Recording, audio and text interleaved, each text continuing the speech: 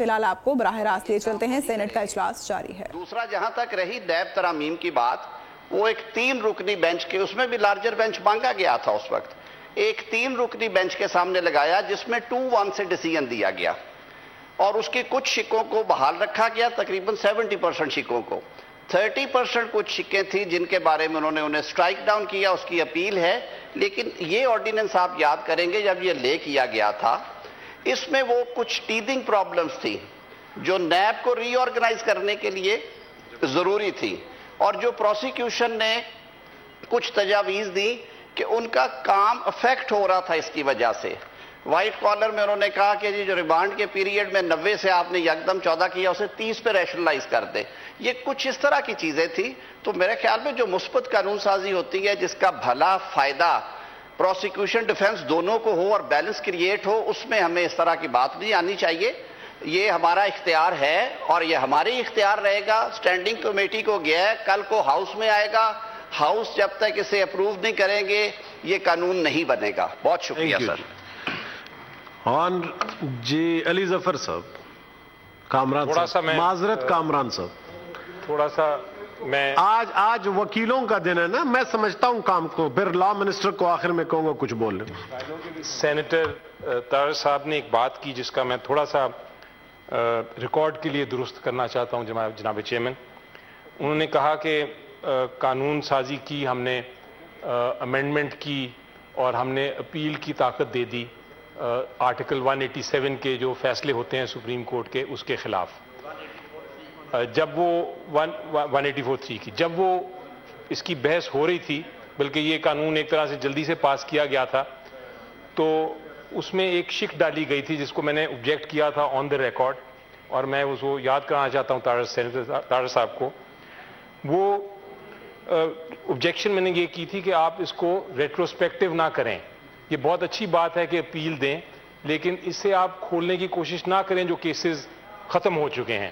مثلا نواز شریف صاحب کا پاناما کا کیس کھولنے کی کوشش کی گئی تھی، اور اس میں یہ کوشش کی گئی تھی کہ اس کو بھی کھولنے کے بعد اپیل اس کی سنی جائے۔ میں نے اس وقت بھی کہا تھا کہ اس کو آپ ایک شخص کی خاطر آپ کا یہ قانون سیٹ اسائڈ ہو جائے گا، ریٹروسپیکٹو نہ کریں، اپیل ضرور دیں، اپیل دینا بڑا ضروری ہے۔ لیکن بہرحال اس وقت یہ پاس ہو گیا، پھر یہ بحث ہوتی رہی، اور 8 ججز سپریم کورٹ کے انہوں نے یہ کہا ہے کہ یہ پارلیمنٹ کا اختیار نہیں ہے کہ وہ ریٹروسپیکٹیولی قانون سازی کریں، اور انہوں نے وہ قانون اس حد تک کالعدم قرار دے دیا۔ تو یہ میرا موقف تھا کہ اس پوائنٹ کے اوپر ہمیں ذرا خیال رکھنا چاہیے، خود ڈیبیٹ کر کے ہم اگر آگے چلیں گے تو معاملات بہتر ہوں گے۔ انشاءاللہ جب بل آئے گا اس میں پورا ڈیبیٹ کراؤں گا، فکر ہی نہ کریں۔ میری بات کی انہوں نے کہا کہ کہا گیا تھا ریٹروسپیکٹو۔ پہلی بات تو یہ ہے کہ ایک ووٹ کے فرق سے میں کہوں گا 8-7 سے باقی سارا سیو کیا گیا، رائٹ آف اپیل بھی مانا گیا، سارے کا سارا جو قانون ہے وہ مانا گیا۔ ریٹروسپیکٹیوٹی کی حد تک انہوں نے 8-7 سے یہ ڈیسیژن دیا نہیں، لیکن میں ایک وضاحت کرنا چاہتا ہوں، میں نے اس دن بھی فلور آف ہاؤس پہ کہا تھا کہ یہ قانون سازی پرسن سپیسیفک نہیں ہے۔ میاں نواز شریف صاحب کا مقدمہ سننے کا حوصلہ رکھیں، میاں نواز شریف صاحب کے مقدمے پہ اس لیے اثر انداز نہیں ہوتا کہ جب اس معزز ایوان نے سیکشن 232 سلیکشن ایکٹ کو امینڈ کیا، اس میں طے کر دیا گیا اس قانون میں کہ جہاں پہ آئین کسی نااہلی کی مدت تجویز کرتا ہے وہ اپر لمٹ وہ ہوگی، جہاں پہ آئین نہیں کرتا آئین میں دی گئی اپر لمٹ سے آگے نہیں جائے گا۔ دنیا میں کہیں نہیں ہے کہ کوئی شخص تا حیات نااہل ہو جائے گا۔ بھئی یہ کہاں پہ لکھا ہے اور کہاں سے یہ فیصلہ آیا اور اتنا بدبودار فیصلہ کیوں کیا گیا؟ ان وجوہات پہ بھی جائے۔ Thanks to my friends from the opposition benches, اپنے سیاسی لیڈر کو بچانے کے لیے وہ لا نہیں چیلنج کیا، ہر قانون چیلنج کرتے رہے ہیں، اور میں نے اس دن یہ کہا تھا کہ یہ لا بھی یہ چیلنج نہیں کریں گے کیونکہ یہ بھی پرسن سپیسیفک نہیں ہے، یہ اس ملک کی مستقبل کی سیاست کی راہیں متعین کرے گا، اور وہ آج قانون کا حصہ ہے سیکشن 232 سلیکشن ایکٹ۔ اس وضاحت کے ساتھ میں یہ ضروری سمجھتا تھا بتانا کہ وہ person specific. Thank you sir, بہت شکریہ۔ Honourable leader of the house please. بہت شکریہ جی۔ بٹوین دی لائرز میرا خیال ہے کوئی نان لائر کو بھی کچھ اپنا ویو دینا چاہیے۔ میں یہ ذرا کلیریفائی کروں گا محترم علی ظفر صاحب نے جو کہا، یہ ایک ویل انٹینشنڈ تھی ریٹروسپیکٹیوٹی. وی آل نو کہ 184(3) کا کئی اس ملک میں لیے گئے ہیں سو موٹو، اور اس کے بعد فیصلے جو ہوئے ہیں وہ کنٹروورشل ہیں آج تک. ٹھیک ہے، Panama was one of them.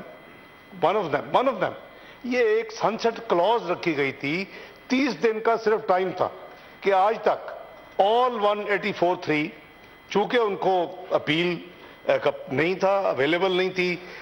پچھلا سارا پروسیس مجھ سے دونوں دائم علی ظفر صاحب ادھر اعظم صاحب بہتر سمجھتے ہیں کہ لوگوں کو وہ ریویو کا ایک ملتا تھا، ریویو پھٹک سے اڑ جاتا تھا. تو اس میں جو امپروومنٹ کی گئی تھی اور جو ان کو ایکسیپٹ کیا فل کورٹ نے میجورٹی کے ساتھ، اور اس کے ساتھ یہ تھا کہ جی اب آپ کے پاس رائٹ آف اپیل ہوگی، کیونکہ پیچھے آپ کا پروسیس ہوا ہی نہیں. سو موٹو انسٹنٹلی اس کا بھی اس میں بھی ویلیو ایڈیشن ہے کہ سو موٹو کے جو بینچ بنے گا کیسے بنے گا وغیرہ وغیرہ. تو یہ ایک جینون آنےسٹ اینڈ سنسیئر ایک اس میں ریٹروسپیکٹیوٹی کی کلوز ڈالی گئی تھی. اس کا سن سیٹ تھا 30 دن. جتنے آج تک 184(3) کے جن کے فیصلے وہ اگر لانا چاہیں تو اپیل لے آئیں. میرا خیال تھا بہت اچھا تھا. بہرحال انہوں نے جیسے اعظم صاحب نے کہا 7-7 تھے، جس طرح ووٹ ڈلتا وہ ایک ووٹ ادھر آ جاتا تو یہ آج ہوتا ویلڈ ہوتا، اور پتہ نہیں کچھ درجنوں آتی میں بھی جاتا. یعنی میرا کیس کیا تھا، میرا نام پاناما میں نہیں تھا، میرا نام 20 اپریل کی ججمنٹ میں نہیں تھا، اور all of a sudden parachute ہو کے آگے جی 20 ٹیکس ریٹرن تھی. میں نے زندگی میں کبھی 20 منٹ ٹیکس ریٹرن ڈیلے نہیں کی in the last 45 years. I would have gone there, I would have said کہ جی پروو کرے، کال دا FBR، سیدھا ریکارڈ. یہ ہماری بدقسمتی ہے کہ ایسی چیزوں کو ٹھیک ہونا چاہیے تھا. آئی تھنک کہ اگر یہ یعنی ہولڈ ہو جاتی اور یہ افیکٹو ہوتی، it would have been a very good part of the addition in the judicial process in the history of Pakistan, کہ لوگوں کو ایک موقع ملتا. میں I was the candidate to go there and prove. علیحدہ بات ہے کہ نیچے آ کے JIT کا ہیڈ آ کے کہہ دیا جی ہم نے FBR میں چیک ہی نہیں کیا. او بھائی تم کیسے 21 گیٹ کے آفیسر ہو، ہیڈ آف JIT پاناما ہو، یو ڈونٹ نو کہ ٹیکس ریٹرن فائل کہاں ہوتی ہے؟ یہ پولیٹیکل جو وکٹمائزیشن اور جو یہ جو اس ملک کی ہسٹری ہے نا، اس کو ٹھیک ایسی چیزوں سے ہوگا. آئی وش کہ یہ اپ ہولڈ ہوتی. آئی وش کہ ہم جاتے، جو بھی جاتے، جن کے بھی آج تک 184(3) میں تھے ان کو جانا چاہیے، انکلوڈنگ میاں نواز شریف. جتنا ایویڈنس آ چکا ہے وہ تو بڑا کلیئر ہے کہ سارے کا سارا میرا فائڈ ہی تھا. ان کو گھر بھیجنا تھا. یہ انہوں نے وہ لائف ٹائم کا تو انہوں نے ذکر کر دیا. فارمر چیف جسٹس خود ریمارکس دے گئے کہ لائف ٹائم تو یعنی بڑا انریزنیبل ہے. تو میرا مطلب ہے کہ یہ چیزیں ہو گئی. میں صرف with all due respect to both Ali Zafar صاحب اینڈ اعظم تارڑ صاحب، I just wanted to put on record it was well intentioned addition. I been involved in that drafting. So اس لیے میں چونکہ لا منسٹرز کا میں بہت کا اسسٹنٹ رہا ہوں ان کاموں میں، تو میں اپنی کلیئرٹی دے رہا ہوں کہ اس میں بلیو می جناب چیئرمین کو کوئی میل انٹینشن نہیں تھی، اور ون اپرچونٹی تھی. 30 دن کا بعد ختم ہوئی نہیں سن سیٹ کلاس. تو thank you so much. I just wanted to be on record کہ what is the truth behind that particular retrospective class 30 days والی. بہت شکریہ صاحب. ایسے اسسٹنٹ رکھیں، اس لیے کامیابی آپ کے پاس ہے. جناب سینیٹر کامران مرتضیٰ صاحب پلیز. جی سر. جی سر، شکریہ سر. بسم اللہ الرحمن الرحیم. سر کچھ باتیں جو ہے وہ میرا خیال ہے کہ وہ اصول کے مطابق ہونی چاہیے. ایک اصول کی بات شاید یہ ہے کہ ایک جس آرڈیننس کو ہم فردر ایکسٹینشن دینے جا رہے ہیں، کیا اس کو وہ ایکسٹینشن جب اس ہاؤس میں معاملہ آ جاتا ہے تو ایکسٹینشن جو ہے نا اس کو میکینیکلی دے دینی چاہیے سر، بغیر سوچے سمجھے. اور اسپیشلی جو ہے اس ایکسٹینشن ہو گئی سر ہو گئی ہے، مگر آپ نے اس وقت ٹائم نہیں دیا. آپ نے ٹائم نہیں دیا. کم از کم ریکارڈ جو ہے وہ درست رہے. آپ نے ایکسٹینشن دے دی، بہت اچھا کیا. ہم سارے یہاں پہ آپ کے جو ہے نا شارٹ نوٹس کے جواب میں آ بھی گئے. ہم نے ایکسٹینشن دے بھی دی. مگر ایکسٹینشن جو ہے نا وہ ہم نے کس کو دی ہے؟ جو کہ سپریم کورٹ نے جس کے بارے میں کوئی کچھ کہہ دیا ہے. اور جب کچھ کہہ دیا ہے تو وہ سوال یہ نہیں ہوگا کہ وہ 3 ممبر بینچ ہے اس کے خلاف اپیل فائل ہو سکتی ہے، اپیل فائل نہیں ہو سکتی.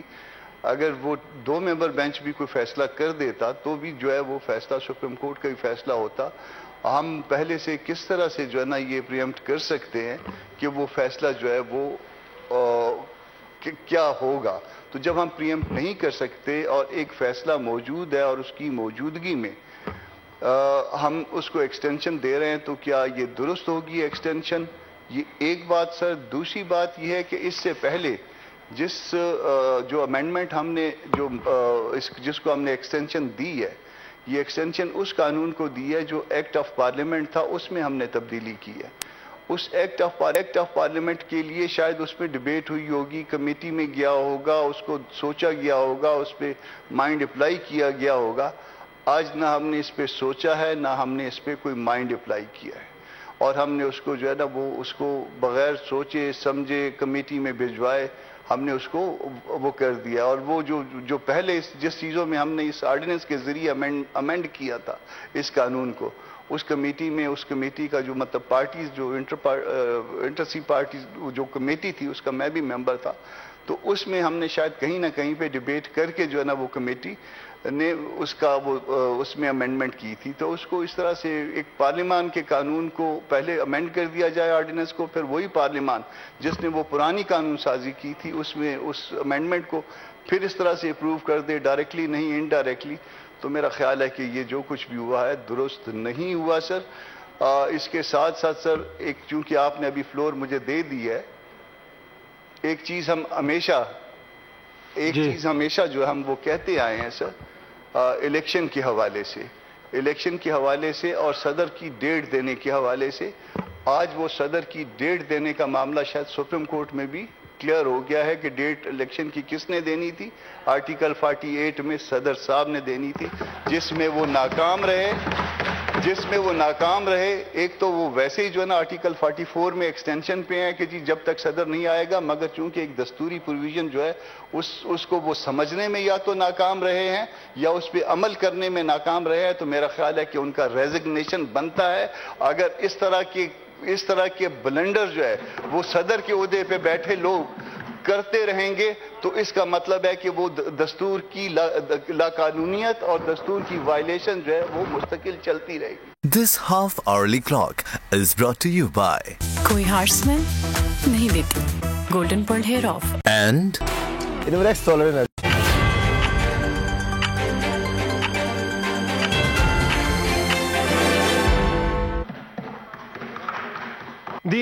ایک منٹ جی دلاور خان دے گا ہوں، ایک منٹ سے. بسم اللہ الرحمن الرحیم. معذرت میں ابھی آ رہا ہوں آپ کی طرف. بسم اللہ الرحمن الرحیم. بچھڑنے کا ارادہ ہے تو مجھ سے مشورہ کر لے. کس سے بچھڑ رہے ہیں؟ محبت میں کوئی فیصلہ ذاتی نہیں ہوتا. جناب چیئرمین، جو آرڈیننس کا موشن یہاں آیا تو یہ تو پہلے پچھلی حکومت نے کیا تھا، اور ہمارے اسلام میں بھی بہت زیادہ اہمیت مشورے کو دیا گیا ہے. اگر 15 ممبر بینچ سپریم کورٹ نے جس کے سامنے 183(4) کا ایشو آیا تو اسی چیف جسٹس صاحب نے اپنے اختیار کو کم کر کے مشورے کو ترجیح دی. ابو بکر رضی اللہ تعالیٰ عنہ، اگر آپ اسلامی تاریخ پڑھ لیں تو جب دوسرے خلیفہ کی تعیناتی کا مسئلہ آیا تو ابو بکر صدیق رضی اللہ تعالیٰ عنہ نے کہا کہ یہ سینئر صحابہ کرام موجود ہیں اور آپ آپس میں مشورہ کریں. لہذا وہ بیٹھ گئے اور حضرت عمر رضی اللہ تعالیٰ عنہ کا خلافت کا تعیناتی ہوئی. جناب چیئرمین صاحب، یہ ہاؤس آف فیڈریشن ہے، یہ چاروں صوبوں کو ریپریزنٹ کرتا ہے. آرڈیننس تب لایا جاتا ہے کہ حکومت وقت کو اگر ضرورت ہو. اب موجودہ حکومت کو یہ ضرورت پیش آئی ہوگی تب جا کے انہوں نے یہ آرڈیننس لے آئے تاکہ آئینی تقاضے پورے ہوں. اس میں کسی کو کیا اعتراض ہو سکتا ہے؟ اور باہمی مشورے سے اگر یہ کام ہو تو جس طرح میں نے شعر پڑھا کہ محبت میں کسی کا ذاتی फैसला नहीं होता, उस हुकूमत का कोई ज़ाती वो तो नहीं है, रिक्वायरमेंट है और हुकूमत ये बिल ले आए, बस यही कहना था। वस्सलाम। सादिया अब्बासी साहिबा। Thank you mister chairman. Mister chairman, ये आज जो ऑर्डिनेंस पास किया गया है, तारड़ साहब ने कहा कि ये डिफेंस और प्रोसिक्यूशन दोनों के बेनिफिट में है, तो मैं ये कहूँगी कि डिफेंस के तो किसी सूरत भी बेनिफिट में नहीं है, अलबत्ता प्रोसिक्यूशन जो नैब है, नैब को इतना मजबूत किया गया है कि हर चीज़ नैब के बेनिफिट के लिए की गई है। जो सबसे ज़रूरी और सबसे अहम जो चीज़ है और जिसकी खातिर ये आज यहाँ लाया गया है वो आर्टिकल 5 सब क्लॉज बी है। The chairman may appoint advisors, consultants and experts on payment of such fee or remuneration as he may determine to assist him in performing the functions of the NAB and the discharge of his duties under this ordinance. ये Mr. Chairman, ये जो है ये काला कानून है, NAB का जो कानून है ये काला कानून है, ये एक डिक्टेटर का बनाया हुआ कानून है, ये ऐसा कानून है जिसने कोई फ़ायदा पाकिस्तान को नहीं दिया। एक जमहूरी हुकूमत होते हुए भी हम इसको सेटिस्फाइड नहीं कर सके। सेनेट का इजलास जारी है। चेयरमैन सेनेट सादिक संजरानी इस इजलास की सदारत कर रहे हैं। आपने बराह रास्त मुलाहिजा किया। सब्सक्राइब करें और बेल दबाएं ताकि कोई खबर रह न जाए।